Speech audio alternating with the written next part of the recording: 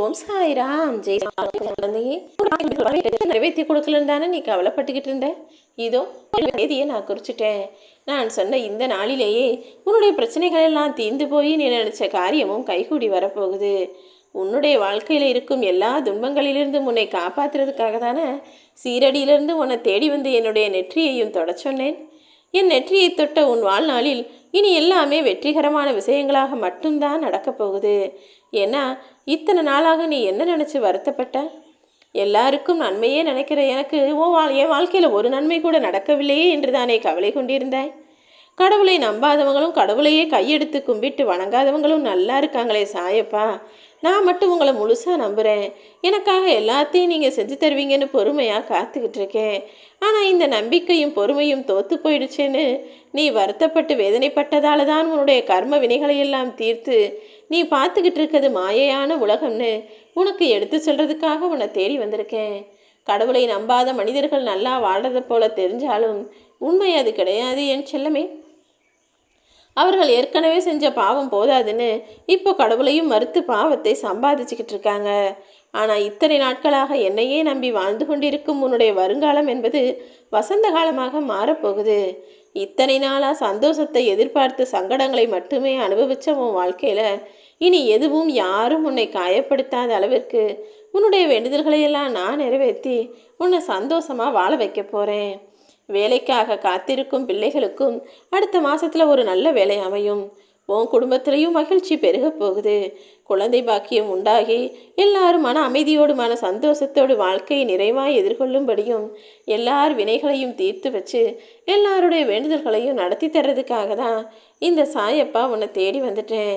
உனக்கு கஷ்டங்கள் வரும்போதெல்லாம் சாயப்பா என்னை ஏன் இவ்வளவு சோதிக்கிறீங்கன்னு கேட்டாய்தானே?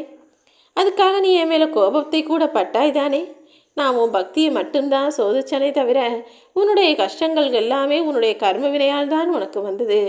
உன்னுடைய பக்தியை சோதிக்கக்கூடிய நான் எந்த கஷ்டத்தையும் உனக்கு கொடுப்பதில்லை என் செல்லமே. உன்னுடைய கர்ம வினைகளையெல்லாம் அழித்து காணாமல் போக செஞ்சு இப்போ உன்னை மகிழ்ச்சியாக வாழ வைப்பதற்கான தேதியை தான் நான் குறித்து வச்சுருக்கேன். இந்த மாதம் முடிவதற்கு முன்பாகவே உன்னுடைய துன்பங்கள் எல்லாம் முடிஞ்சு போகும். எல்லாத்தையும் மாற்றக்கூடிய சக்தி படைத்த உன் சாயப்பா இப்போது உன் தலைவிதியை நல்ல முறையில் மாற்றி எழுத வந்துட்டேன். இனி 16 செல்வங்களும் பெற்று நீ வெறுவாழ்வு வாழப்போகிறாய். என் வார்த்தையில் நம்பிக்கைவே என் செல்லமே. கூடிய சீக்கிரமே உனக்கு ஒரு நல்ல செய்தியை நான் கொடுக்க போகிறேன். கண்டதையும் நினச்சி கண்ணீர் வடிக்காமல் நான் இருக்கேன்னு தைரியமாக இரு. உன்னுடைய பலத்தை நீயே நம்பலைனா வேறு யார் தான் நம்புவது? அதனால் நம்பிக்கையோடு மனதைரியத்தோடு நிதானமாக யோசித்து செயல்படு. உனக்கான காரியங்கள் எல்லாம் நீ நினச்சது போல நிச்சயமாக கைகூடி வரும். இந்த நிகழ்காலம் உனக்கு கடினமானதாக இருந்தாலும் இது நிரந்தரம் கிடையாது தானே. கூடிய சீக்கிரம் உன்னுடைய நிகழ்காலத்தை, அதாவது நீ வாழப்போகும் இந்த வருங்காலத்தை உனக்கான வசந்த காலமாக மாற்றி கொடுக்க போறேன்னு சொன்னபடியே மங்கள ஒளிகள் உன் வீட்டில் கேட்கும். சந்தோஷமான நல்ல விஷயங்கள் உன் வீட்டில் நடக்கும். தள்ளி போய்கிட்டும் தாமதமாகிக்கிட்டும் இருந்த உனக்கான விஷயங்கள் எல்லாம் இனி வெற்றிகரமாக நடக்க ஆரம்பிக்கும். நீ எதிர்பார்த்த மனிதர்கள் எல்லாம் தானாகவே உன்னிடம் தொடர்பு கொண்டு பேசுவார்கள். எல்லா சந்தோஷங்களும் எல்லா மங்களங்களும் எல்லா சந்தோஷங்களும் உன் வாழ்வில் உண்டாகும்படி இப்போதே நான் உன்னை ஆசீர்வதிச்சிட்டேன். பிரச்சனைகளின் பின்னாலேயே நீ ஓடிக்கிட்டு இருக்காம ஒரு இடத்துல நின்று பொறுமையாக யோசி. ஏன் நடக்குது, எதுக்கு நடக்குதுன்னு யோசிச்சுட்டு அப்புறமா அதை சரி செய்ய புறப்படு. ஓடுவதற்காக அல்ல என் செல்லமே. அந்த விஷயத்தை எதிர்கொண்டு அதை மனதைரியத்தோடு எதிர்த்து நின்றால் நிச்சயமாக அதை எல்லாவற்றையும் சரி செஞ்சு உன்னால் ஜெயிக்க முடியும். எல்லார் மீதும் இரக்கம் காட்டுகிற உன்னை மனிதர்கள் ஏமாற்றி இருக்கலாம். ஆனால் ஒருபோதும் நீ தாழ்ந்து போக போகிறதில்ல. உன்னை ஏமாற்றியவர்களும் இந்த உலகத்தில் வெற்றி பெறப் போவதில்லை. நிச்சயமா உன்னுடைய தன்னம்பிக்கைக்காகவே உன் வாழ்க்கையை நான் வெற்றிகரமானதாக மாற்ற போகிறேன்.